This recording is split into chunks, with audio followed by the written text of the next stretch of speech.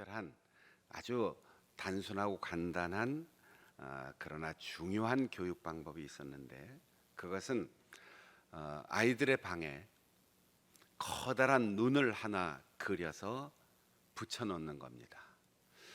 그리고 잠잘 때 아이들을 위해서 기도해주고, 아빠 엄마가 너와 한 방에서 같이 자지 않지만 저 눈, 하나님께서 너를 보시고 지켜주신단다, 그렇게 위로하고 평안을 주고 잠자리에 드는 거예요. 하나님의 눈이 항상 너를 지켜주신다, 이렇게 가르치는 거지요. 그러면 자녀들은 그 눈을 그린 그림을 보면서 평안히 자고, 조심스럽게 말하고 조심스럽게 행동하고, 항상 하나님의 눈을 의식하면서 성장하게 되어 있다는 겁니다. 사무엘상 2장에 보면 사무엘이 엘리 선지자의 제자가 되어서 성전 안에서 성장하는데, 그 성장하는 모습을 가리켜 사무엘이 여호와 앞에서 자라니라, 이렇게 표현하고 있습니다. 우리말 표현은 장소를 의미하는 것 같은데, 히브리어 성경에는 여호와 앞에라고 하는 말이 하나님의 얼굴 앞에 이렇게 되어 있기 때문에 하나님이 그 눈으로 나를 보고 있다는 의식으로 성장했다는 뜻으로 해석합니다. 우리가 매일 매 순간 하나님의 얼굴 앞에 서 있다, 하나님께서 그 눈으로 나의 외모와 드러난 말과 행동뿐 아니라 내 마음속까지 꿰뚫어 보신다, 이렇게 의식하게 되면 우리의 생각과 우리의 대인관계와 우리의 선택과 행동이 훨씬, 아니 절대적으로 달라지게 되어 있습니다. 역대하 16장 9절입니다. 여호와의 눈은 온 땅을 두루 감찰하사 전심으로 자기를 향하는 자를 위하여 능력을 베푸신다. 그래서 종교개혁자들은 라틴어로 하나님 앞에 코람데오라고 하는 슬로건을 내걸고, 권력을 두려워하지 않고 기성 종교 집단을 두려워하지 않고 하나님의 말씀과 예수 그리스도의 은혜를 강조하며 새로운 교회, 살아있는 교회, 그리고 하나님이 원하시는 교회로 개혁해 나갔습니다. 바울 사도가 로마 교회에 편지하면서 로마 교회 내에 두 가지 극심한 갈등을 보고받고 거기에 대하여 충고하고 신앙적으로 성경적으로 권면하기 위해서 글을 썼는데, 로마 교회는 헬라 문화권에서 살아간 사람들, 그리고 유대인들을 중심으로 유대적 전통을 가지고 있는 사람들이 함께 모였습니다.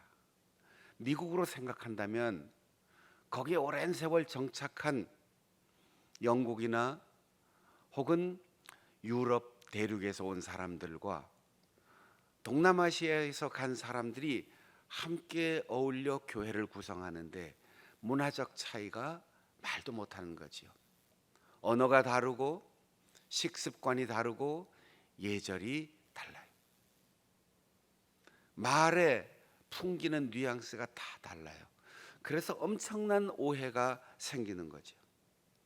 이것이 맛있다 그러면 상대방은 그건 뭔 맛으로 먹느냐, 이것이 옳다, 그건 상식적이지 않다, 늘 문화적 대립이 심했던 겁니다.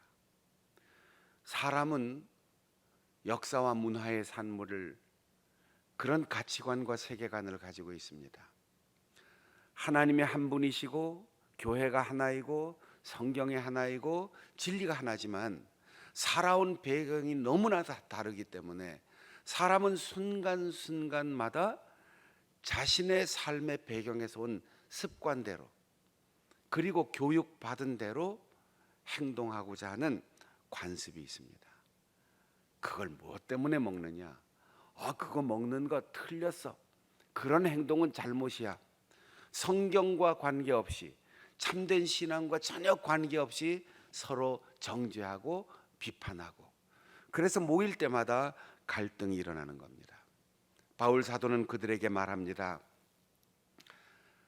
믿음이 이제 막 시작된 사람과 오래된 신앙생활을 한 사람들과 그리고 이제 이방인에서 막 그리스도인이 된 사람과 오래도록 평생을 대를 이어 유대인으로서 율법 교육을 받은 사람이 얼마나 많이 차이가 있겠느냐. 그러니 오래 신앙생활 한 사람은 지금 막 신앙생활 한 사람을 받아들여라, 수용해라. 유대인들은 이방인들을 너그럽고 넉넉한 마음으로 대하라. 진리가 아닌 삶의 습관이나 문화적, 역사적 배경에서 나온 사고방식의 차이는 비판하지 말고 그대로 두어라. 우리가 사람을 고치려고 하지 말고 복음을 전하라는 거죠. 우리나라에 처음 기독교가 들어왔을 때도 이 문화적 충돌 때문에 수많은 사람이 죽었어요. 제사를 지내지 않는다는 이유로, 불효하다는 이유로 엄청나게 많은 사람들이 죽음을 당했습니다. 머리를 깎느냐 깎지 않느냐, 술을 마시느냐 마시지 않느냐, 담배를 피우느냐 그렇지 않느냐, 한복을 입느냐 양복을 입느냐, 이거는 세월이 지나면서 점차로 바뀌어야 할 문화적인 과제인데 그것이 교회에 입문하는 조건이 되고 그것이 복음보다 더 우선하게 되니까 그리 중요하지 않은 일 때문에 사람들이 목숨을 잃는 일이 생겼던 거죠. 비판하지 말라고 했습니다. 그들의 의견을 비판하지 마라. 여기에 비판이란 말은 재판한다는 뜻입니다. 판단하고 선택하고 싸운다는 뜻입니다.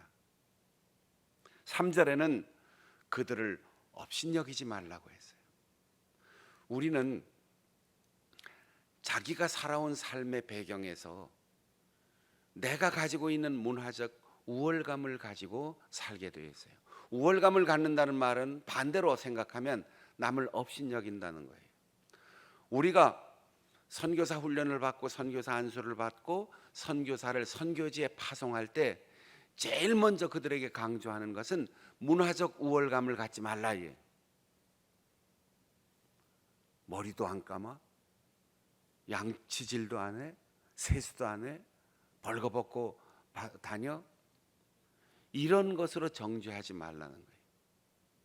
내가 양복을 입고 포크나이프를 들은 것 가지고 우월감을 갖지 말라는 거예요. 어디에 가서든지 상대방의 처지를 이해하고 용납하고 내가 우월하다라는 생각을 버리라는 거죠. 그들의 의견을 비판하지 말라. 받아들인다는 말은 손을 잡는다는 얘기예요. 가까이 끌어들인다는 얘기예요.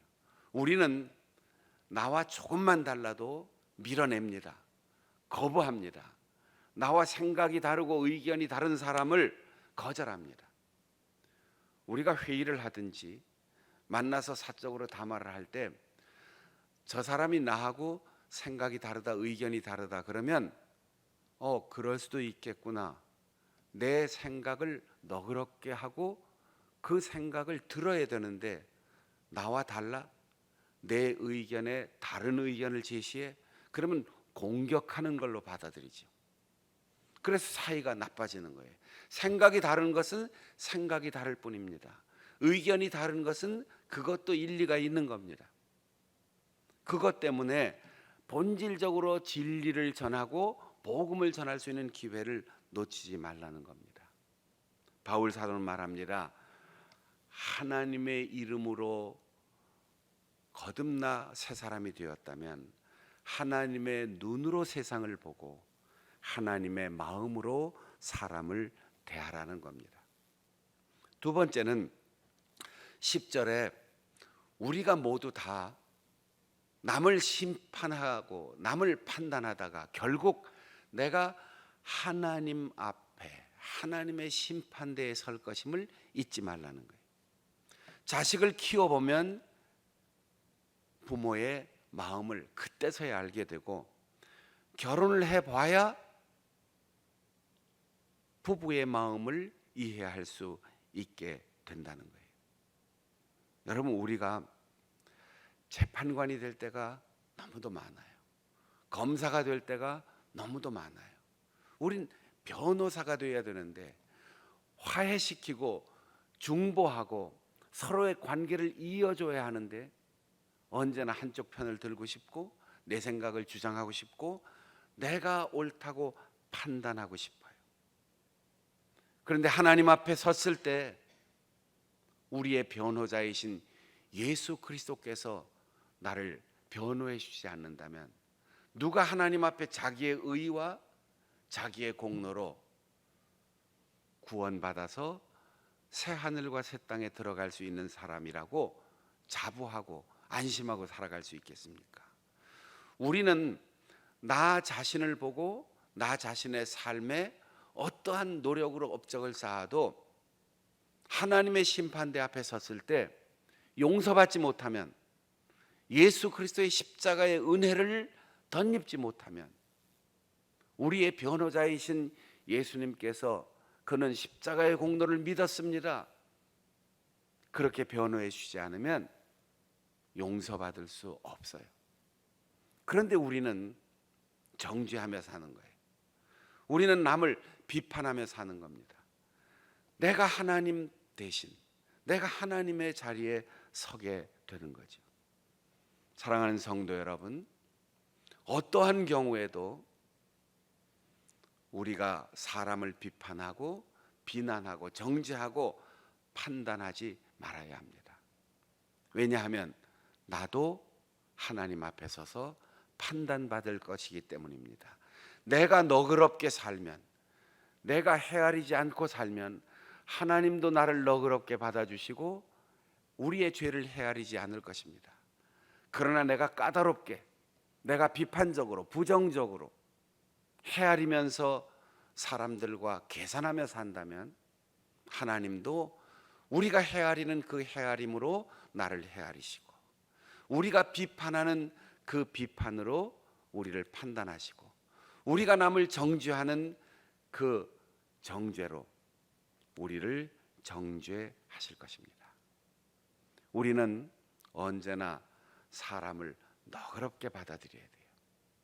그리고 하나님의 기나긴 역사와 섭리와 그 신비를 우리가 함부로 재단하지 말고, 지금 눈앞에 보이는 상황은 내 생각과 견해와 다르지만 오랜 세월이 지나고 보면 하나님께서 그렇게 하셨구나, 이것을 깨달을 날이 올 텐데 기다려야 되는 거예요. 하나님께서 나에게 깨닫게 해줄 때까지 이해하지 못하는 상황, 이해되지 않는 사람, 만날 때마다 불편한 사람, 그 사람까지도 하나님이 나를 사랑하신 것처럼, 예수님께서 나를 위하여 십자가에서 목숨을 내어 주신 것처럼 기다리고 품고 사랑해야 되는 거죠. 지난 한 주간 동안 여러 가지 일이 있었겠지만 제가 기쁜 소식을 하나 들었어요. 우리 교회에서도 광고한 적이 있는데 7월 지나고 8월 초입에 우리가 평소에 관심을 갖고 있는 군선교 목사들의 동정을 잠깐 얘기하면서 우리 교회 최용훈 목사가 파병하고 돌아오면서 대위에서 소령 진급했다. 그리고 우리 교단에서 소령에서 중령으로 진급하는 사람이 둘이나 있었다. 진급 소식을 알려드렸어요. 그리고 끝난 줄 알았는데 우리 교단에서 파송한 군종 목사님들 가운데 제일 선임이 서우정 목사님이 있는데 동기들 다 진급하고 또 전역하고 그리고 계급 청년회 올해 끝나는데 그동안 한 3년 4년 동안 진급해서 계속 누락되고 올 연말이면 전역을 해야 됐어요. 제가 늘 기도하면서 참 신실하고 좋은 사역자인데 군대 지휘관들이 너무 사람을 몰라봐 주는구나 그렇게 생각하면서 계속 기도해 왔어요. 염려하고 기도하고 전역하면 우리 교단 어떤 교회에서 사역을 해야 될 것인가 그런 구체적인 생각까지 하면서 고민하고 기도해 왔는데 주중에 연락이 왔습니다. 불가능한다. 이미 몇 년 동안 포기하고 판단했는데 이번에 진급하게 됐습니다. 대령 진급이 확정됐습니다. 통상적인 진급 일정이 다 지났는데 자기 위에 먼저 진급했던 대령 한 사람이 조기 전역하면서 한 사람의 TO가 나오고 주변에서 다들 이 사람은 진급시켜야 됩니다. 그냥 전역시키면 안 됩니다. 여론이 형성돼서 이번에 대령 진급이 됐다는 게 기적이 일어난 거죠. 그래서 어제 통화를 한번 했습니다. 야, 몇 년 동안 불가능하다고 그러고 이젠 포기한 것 같고 그래도 기도했는데 어떻게 그렇게 기적 같은 일이 일어났냐. 목사님, 군종 장교 중에 우리 목사님들만 있는 게 아니고 목사도 있고 스님, 법사님도 있고 신부님도 있고 그런데 이번에는요 법사님들하고 신부님들이 저를 얼마나 도와줬는지 몰라요. 여러분 우리가 개인적으로 믿지 않은 사람들을 전도할 사명 때문에도 모진 소리 못하고 좋은 관계 가지고 포기하지 않고 그렇게 기도하면서 사람들을 전도하기 위해 쓰는데 이미 군 선교 현장에 나는 목사, 너는 신부, 너는 중, 우리는 갈 길이 달라. 넌 지옥 가고 난 천강 갈 거야. 이렇게 갈라놓고 살았다면 이런 일이 일어났겠습니까? 군 선교 현장에서 얼마나 사람들과 좋은 관계를 가졌으면 신부님들이 스님들이 다 들고 일어나서 저 사람 진급시켜야 됩니다. 이래서 됐다는 거죠. 제가 그 이야기를 들으면서 그래, 네가 사역에도 최선을 다했지만 잘 살았구나. 좋은 인간관계를 가졌구나. 결국 끝날 때까지는 끝난 게 아니다. 그렇게 좋은 소식을 듣고 제가 아주 기분이 참 좋았어요. 군선교에 헌신하고 우리 교회가 잘 뒷바라지한 그런 보람도 느꼈습니다. 여러분 우리 눈앞에 있는 것 때문에 다투지 맙시다. 우리가 내 생각이 옳다고 주장하고 내가 하나님이 되지 맙시다. 내가 생각하는 것과 또 다른 하나님의 섭리 그리고 그도 옳고 나도 옳을 또 다른 제3의 길을 바라보면서 우리가 너그럽게 다른 이들과 공존하며 살아야 합니다. 어제 잠깐 어딜 나갔다가 운전하고 집으로 돌아오는데 방송에서 노래를 신청하는 프로가 있죠. CBS에서 노래 신청을 받는데 어떤 여자분이 음악을 신청했습니다. 그러면서 DJ에게 이렇게 부탁합니다. 제 남편하고 한참 다퉜어요. 제가 스위스로의 사랑해라는 노래를 좋아한다고 했더니 남편이 스위스로의 노래가 아니고 SG 워너비의 노래 사랑해라고 하는 노래인데 당신이 잘못 알고 있어. 둘이 한참 다퉜다는 거예요. 근데 우리 나이가 되면 스위스로가 누군지 SG 워너비가 누군지 사랑해라는 노래는 옛날 라나에로스포의 사랑해 당신을 정말로 사랑해 이거밖에 모르는데 저게 무슨 소린가 잘 알아듣질 못하겠어요. 그런데 아내가 방송에 노래를 신청하면서 내가 맞다는 것, 스위스로의 사랑의 노래를 틀어주심으로 증명해 주시고, 남편과 다투다가 일주일 동안 설거지하는 것을 걸고 지금 내기 중인데 내가 옳다는 것을 노래로 증명해 주세요. 노래가 이제 나오는 거예요. 제가 집에 와서 검색해 보니까 스위스로의 사랑해라는 노래도 있고 SG 워너비의 사랑해라는 노래도 있고 우리 대중가요 역사의 사랑해라는 노래가 수십 가지예요. 그러니까 나만 옳다, 너는 틀렸다. 이게 얼마나 어리석은 일인가. 쓸데없이 다툰 거죠. 여러분, 우리는 내가 다 안다, 내가 옳다, 내가 정확하다 그렇게 생각하는데 아니에요. 내가 옳고 그 사람도 옳을 수 있어요. 내가 틀리고 그 사람이 옳을 수도 있어요. 그런데 우리는 하나님의 심판대 앞에 설 것을 잊어버리고 두려워하지 않고 남을 심판합니다. 감정이 폭발하고 자기 아집에 사로잡히면 우리는 갑자기 하나님이 사라져요. 그리고 내가 하나님이 되어서 끝까지 판단하고 우기게 되는 거죠. 바울 사도는 그래서 그 갈등과 대립, 서로 다른 역사적 문화적 배경 속에서 관습 때문에, 먹는 것 때문에, 형식 때문에 다투는 로마 교인들에게 하나님이 살아계십니다. 십자가에서 죽으신 주님이 부활하셨습니다. 하나님이 살아계시는데 왜 죽을 사람들끼리 서로 비난하고 다투고 있습니까? 우리가 세상에서 먹고 마시고 즐겨하는 모든 문화적인 것, 내 육신과 함께 다 죽을 겁니다. 그러나 살아계신 주님을 믿는다면 우리는 영생을 위하여 세상에서 잠깐뿐인 것들 때문에 다투지 맙시다. 이렇게 얘기하는 거예요. 우리는 교회에 모여서 찬양하고 예배하고 개인적으로 복음성가 부를 때 살아계신 주 노래해요. 나의 참된 소망, 걱정 근심 전혀 없네 노래하면서도 정작 감정에 사로잡히고 의견이 대립되면 갑자기 주님이 또 죽으시는 거예요. 하나님이 사라지는 거예요. 여러분, 어제나 오늘이나 영원토록 우리의 하나님은 살아계십니다.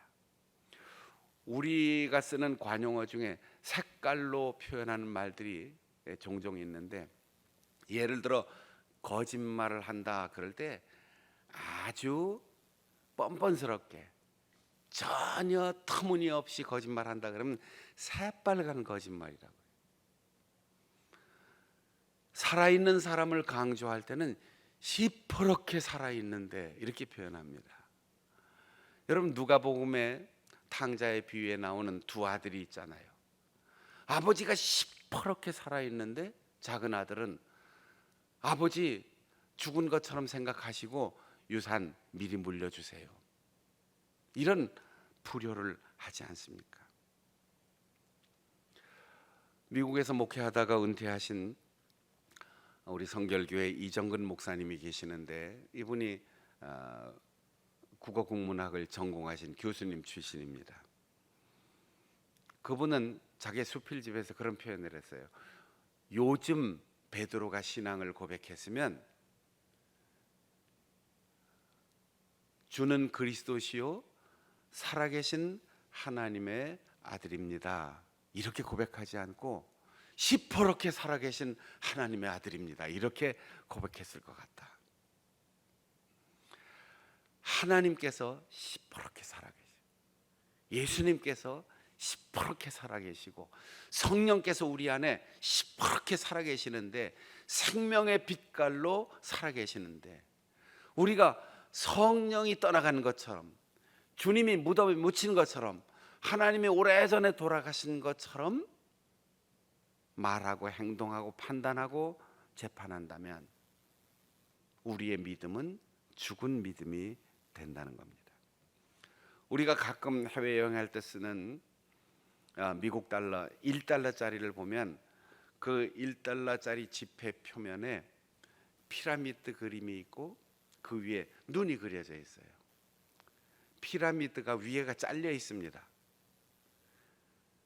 미국의 국가가 처음 미국이라고 하는 합중국이 생길 때 우리는 아직도 인간들이 서로 해야 할 일이 많다. 그래서 완성되지 않은 나라라고 하는 고백으로 피라미드 윗부분이 잘려 있어요. 그런데 사람이 돌멩이를 깎고 가장 과학적으로 쌓아가도 결국 맨 위에 삼각형 안에 있는 눈, 하나님께서 우리를 도우시지 않으면 이 인간의 노력은 완성될 수 없다. 그래서 피라미드의 맨 꼭대기 삼각형 남은 부분은 하나님의 눈이 거기 있어요. 그리고 우리는 하나님을 믿는다라고 하는 문구가 지폐의 표면에 새겨져 있고, 피라미드에 우리가 볼 때 왼쪽에는 그늘이 있습니다. 굳이 그늘을 그린 것은 유럽에서 대서양을 건너 동부 쪽에 정착해서 각주가 세워지고 서쪽으로 개척의 역사를 계속했기 때문에 서부 개척, 앞으로 유럽의 문화를 이식하는 것뿐 아니라 복음을 전하고 개화시키고, 그리고 아직도 하나님을 알지 못하는 서쪽 세상을 밝혀야 될 사명을 가리켜 피라미드의 왼쪽 그늘을 그렸어요. 중요한 것은 하나님이 우리를 살피신다고 하는 신앙의 고백입니다. 그러니까 돈을 쓸 때도 1달러짜리 가장 작은 규모의 경제를 움직여 갈 때도 하나님이 보신다, 하나님이 판단하신다, 하나님이 책임지신다. 피라미드 같은 위대한 역사를 이루어간다 할지라도 결국 마지막에 하나님이 허락하셔야만 완성할 수 있다라는 신앙의 고백이 신앙의 자유를 찾아가서 아메리카 대륙에 정착한 사람들의 고백인 것입니다. 우리는 살다 보면 이해되지 않는 사람들을 만날 때가 있어요. 도저히 일치를 보지 않는 주제 때문에 서로 대립할 때가 있어요. 마스크를 쓰라고 그래도 안 쓰는 사람도 있고, 전철이 출발 못하고 버스가 문을 못 닫는데도 고집 피우고 자기가 우기는 사람들도 있어요. 갑자기 난폭 운전을 하고 앞으로 끼어드는 사람도 있어요. 100km 이상 달릴 수 없는 길에 130, 140km로 달리는 사람들도 있어요. 별것 아닌 말에 화를 내고 분노를 폭발시키는 사람도 있어요. 그럴 때 판단을 유보하고 무슨 까닭이 있겠지, 무슨 이유가 있겠지. 화를 내면 내 건강 망가집니다. 내 마음이 흔들립니다. 그 사람이 손해보는 게 아니고 내가 손해보는 거예요. 사람마다 다른 점이 있어요. 나물을 좋아하는 사람이 있고, 고기를 좋아하는 사람이 있고, 생선을 좋아하는 사람이 있어요. 이 맛있는 고기를 안 먹어? 이해가 안 돼. 우유도 안 먹어? 이해가 안 가. 이해할 필요 없습니다. 이유가 있겠지. 그 사람 나름대로 자기가 병이 있다든지 몸이 약하든지 자기에게 받아들이지 않는다든지 다 이유가 있어요. 나를 기준으로 생각하면 이해가 안 되고 서운하고 상처도 받고 화도 나는데, 나도 편협한 생각을 가질 수 있고 나도 한계가 있는 사람이다. 하나님께서 시퍼렇게 살아계셔서 눈 뜨고 보고 계시다. 나도 하나님 앞에 설 날이 온다. 그러면 화낼 것도 없고 이해 못한다고 정죄할 것도 없습니다.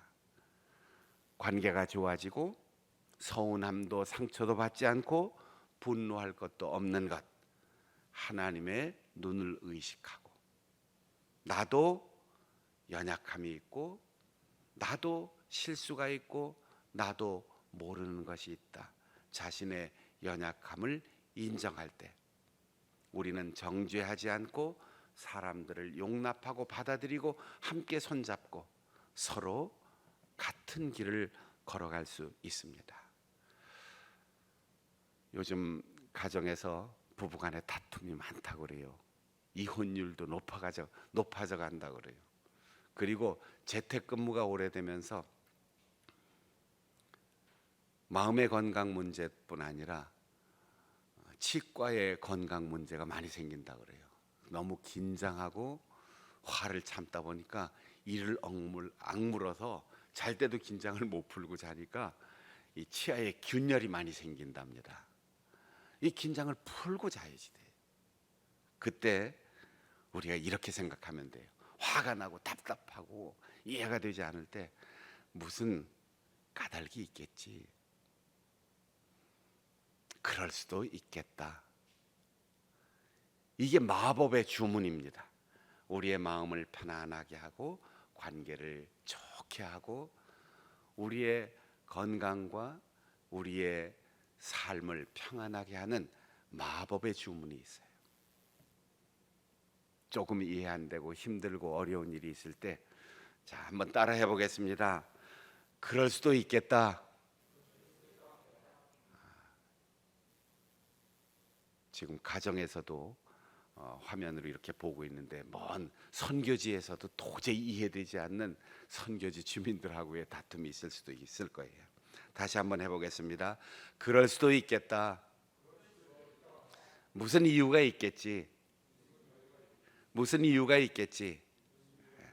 나와 다른 생각, 내가 이해되지 않는 여러 가지 상황 속에서 힘들고 어려울 때, 화가 치밀고 서운하고 마음에 상처받았을 때 두 마디의 마법의 주문을 성서적으로 외우세요. 그럴 수도 있겠다. 무슨 이유가 있겠지. 그래서 위로받고 평안하게 살아갈 수 있는 우리 성도들이 되시기를 바랍니다. 기도하겠습니다. 우리 함께 통성으로 기도할 때 비판의 능력보다 너그러운 마음을 갖게 하옵소서. 나도